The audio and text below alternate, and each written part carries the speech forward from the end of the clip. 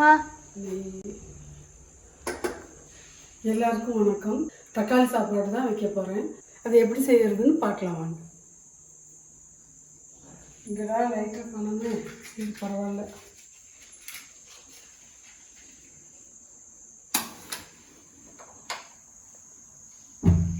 எவ்வளோ லேட்டாகி வருது பாரு.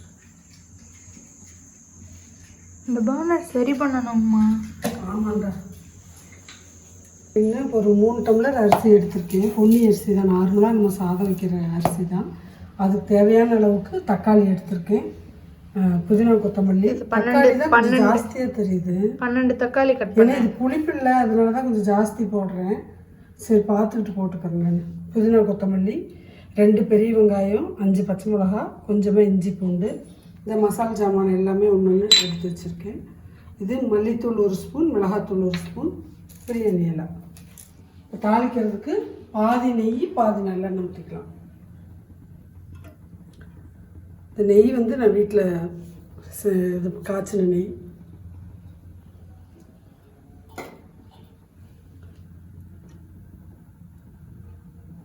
கொஞ்சம் தாராளமாக ஊற்றிக்கிங்க, அப்போ தான் நல்லாயிருக்கும்.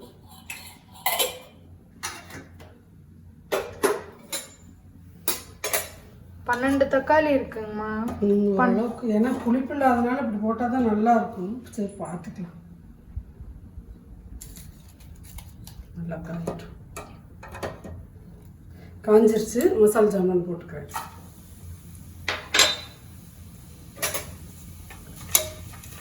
பிரியாணி லீஃபையும் போட்டுக்கலாம். இது வெங்காயத்தையும் பச்சை மிளகாயும் போட்டு காய்ச்சிக்கலாம்.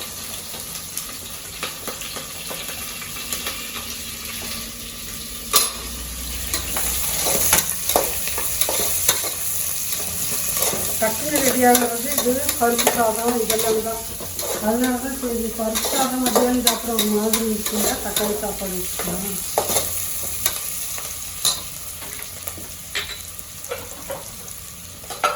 இந்த வெங்காயம் வதங்கிறதுக்கு கொஞ்சமாக உப்பு போட்டுக்கலாம். கல்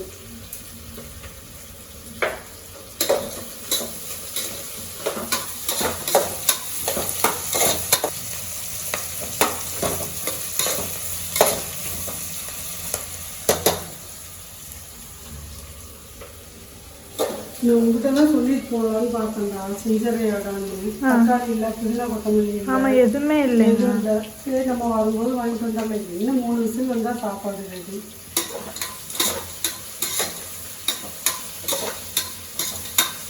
சொல்லியிருந்தீங்கன்னா இல்லைனா சாப்பாடு ரசம் கூட வச்சுருந்துருக்கலாம். மீன் மேக்கர் கூட ட்ரை பண்ணி. நீ வேறு வயிற்ற வலிக்குதுங்க, தொந்தரவு பண்ண வேண்டாம்.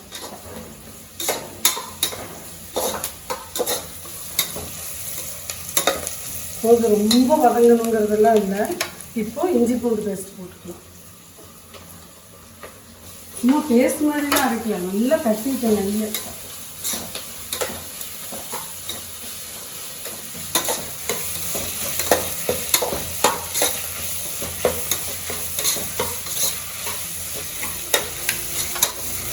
புதினா கொத்தமல்லி பாதி போட்டுக்கலாம். புதினா கொத்தமல்லி பாதி போட்டுக்கலாம்.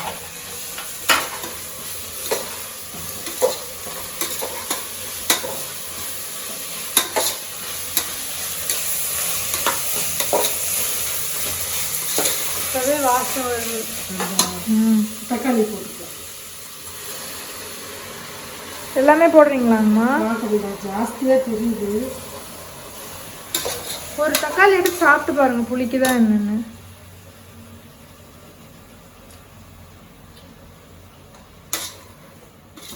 பரவாயில்ல, அப்போ போட்டுருங்கம்மா. சாந்து நிறையா இருக்கும்ல. போதும், இதை வச்சிடலாம். இது நைட்டுக்கு சட்னிக்கு வச்சுக்கலாம்.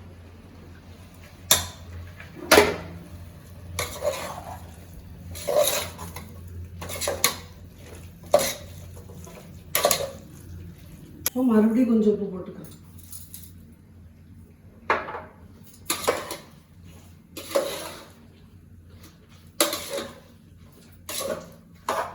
நல்லா இந்த தக்காளியெல்லாம் நல்லா வதங்குற அளவுக்கு நம்ம மூடி வச்சிடலாம். கொஞ்சம் நேரம் நல்லா வேகட்டும். வெந்ததுன்னா தான் சுருண்டு வரும். நல்லா மூடி போட்டு மூடி வச்சிடலாம்.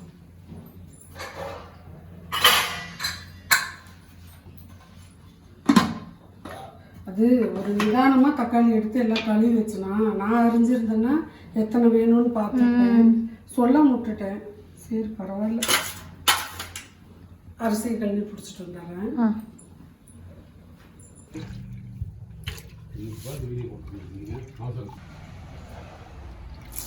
என் டிராகன் ஃப்ரூட்டுக்காங்கம்மா தண்ணி. ஆமாண்டா.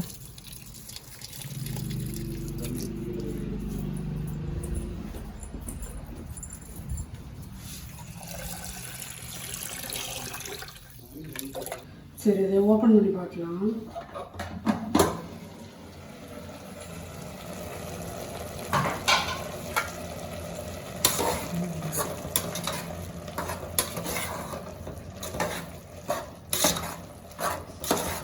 டக்குன்னு வெந்துருச்சு பாரு. இது கொஞ்ச நேரம் இந்த தண்ணி கொஞ்சம் ரொம்ப தண்ணியாக இருக்குல்ல, இது கொஞ்ச நேரம் நம்ம வதங்கட்டும். நல்லா கொஞ்சம் சுருளை வதங்குச்சுன்னா நல்லா இருக்கும். இந்த மிளகாத்தூள் போட்டுக்கலாம்.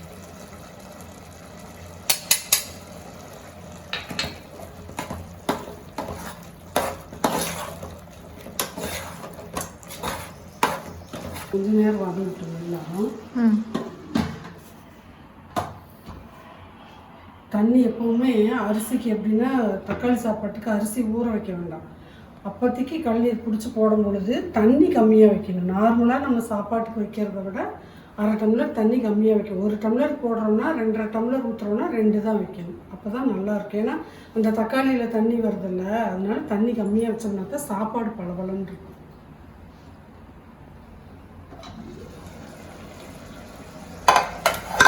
நல்லா வாசம், பிரியாணி மாதிரி வாசம்.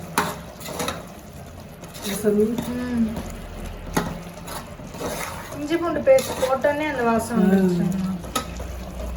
அது இதுவே 2 டம்ளர் தண்ணிக்கு மேலே இருக்க மாட்டேன். நான் என்ன பண்ணுவேன், நீ நைஸாக அரைஞ்சிட்டீங்களா? நான் இந்த வெங்காயம் அரைஞ்சேன் தெரியும், அதனால தான் நான் நைஸாக அரைஞ்சேன். டக்குன்னு வேலை முடியுமில்ல. நான் ஏன் அப்படி அறிவேன்னா, வணங்குற நேரம் கம்மியாயிரும் இல்லைங்கம்மா.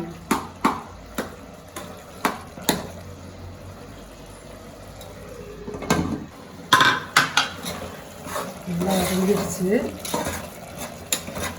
போதும், நம்ம கடைய வேண்டியதே இல்லை. நல்லா வதங்கிடுச்சு தக்காளி எல்லாம். இப்போ இதுக்கு இந்த அரிசிக்கு தேவையான அளவுக்கு தண்ணி விட்டுக்கலாம். பிரியாணி மாதிரி இருக்கு. ஆமாண்டா. இன்னும் ஒரு சொம்பு தண்ணி ஊற்றினோம்னா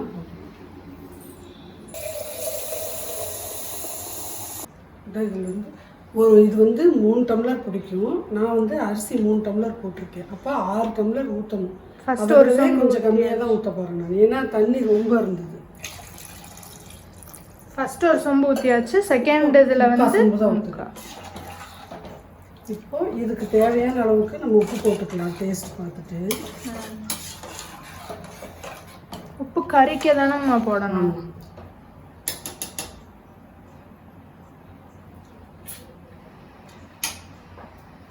ஏன்னா கம்மியாக தானே போட்டுருந்தேன்.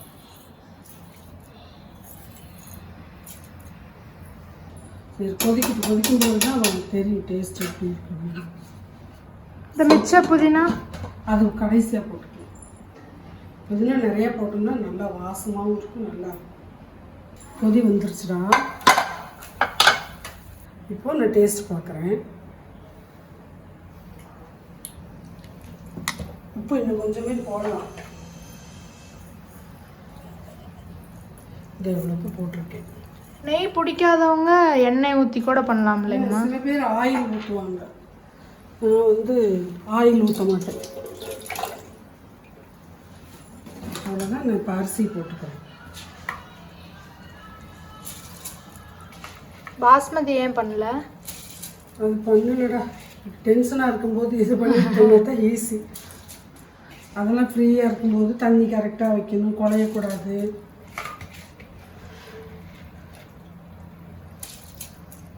உங்களுக்கு அதுவும் இல்லாமல் பாஸ்மதி பிடிக்காது தானே? ஆமாண்டா. இல்லை அன்னைக்கு நீ செஞ்சு கொடுத்தப்ப நல்லா இருந்தது. Meal maker biryani. இதுக்கு கூட மீல் மேக்கர் ஃப்ரை பண்ணால் சூப்பராக இருக்கும். ஆமாண்டா, பண்ணி தரையா சாமி?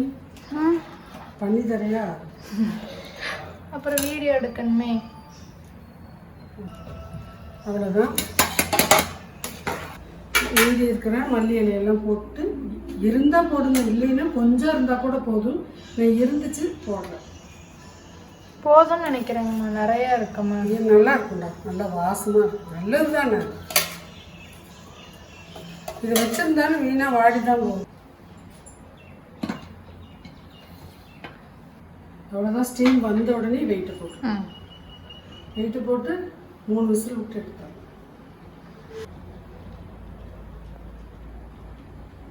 வந்துருச்சுங்கம்மா. ஸ்டீம் வந்துருச்சு. நான் வெயிட்டு போடுறேன். தயிர் பச்சடிக்கு வெங்காயம் கட் பண்ணிட்டேன். வெங்காயத்தை அலசணுமே, இது அஞ்ச மாதிரி இருக்கு. அது ஏன் எப்போ வெங்காயம் வாங்கினாலும் இப்படியே இருக்கு? மூட்டையில் போட்டு கட்டி கொண்டு வர்றாங்க இல்லைடா.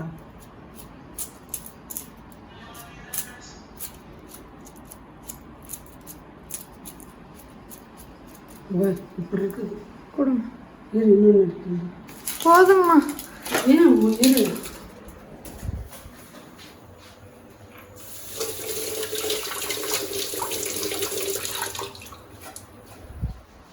இந்தாங்கம்மா.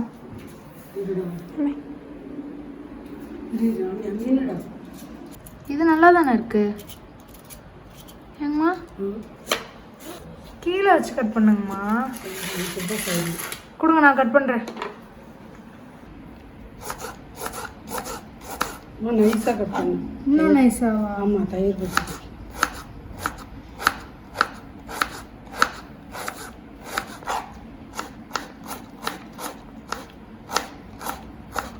இது போதுமா? இதுவே போதும் ஒரு வெங்காயமே.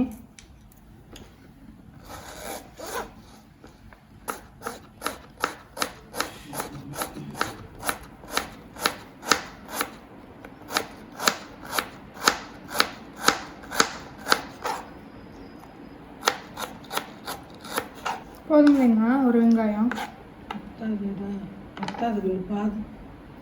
பாதி போடு, இன்னும் பாதி.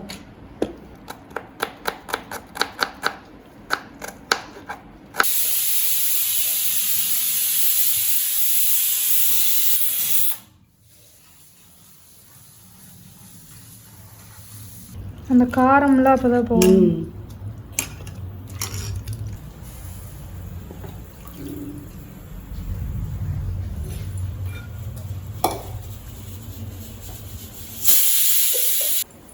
அதுலேயே இருக்கு, அந்த குட்டி கப்பில் போட்டு வச்சுருக்கேன் உப்பு. போதும் போதும்மா, வேணும்னா கூட போட்டுக்கலாம். அப்புறம் அதுலக்கு இது அதிகமாக இருந்ததுன்னா பேலன்ஸ் ஆகிக்கும்ல.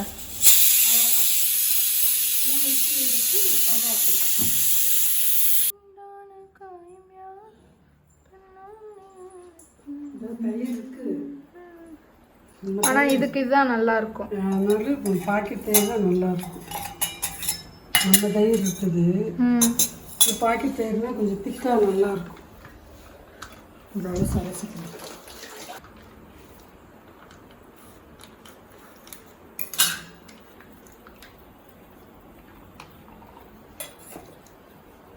எங்க அப்படி போட்டுருது, அகலமாக இருக்கு. தயிரை போட்டு நல்லா அடிச்சுட்டு அப்புறம் வெங்காயம் போட்டிருக்கலாம். அப்போ இந்த திருத்திராக இருக்காது.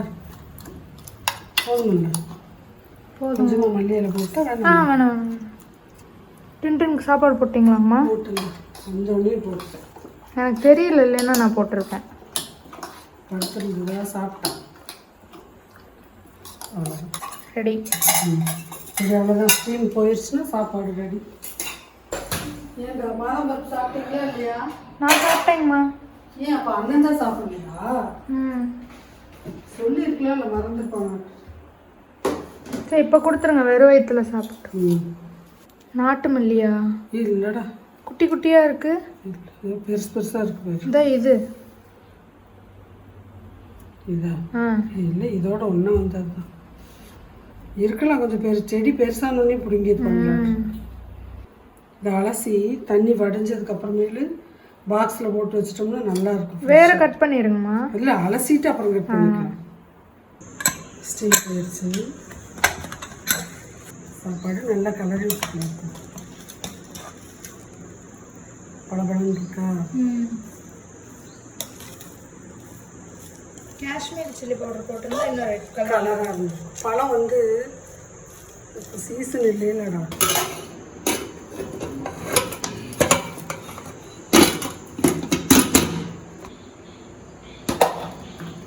அப்படியே ஒரு கலர் கலரி வச்சிடலாம். இந்த ஓரத்தில் இருக்க அதே கிளறிடும்.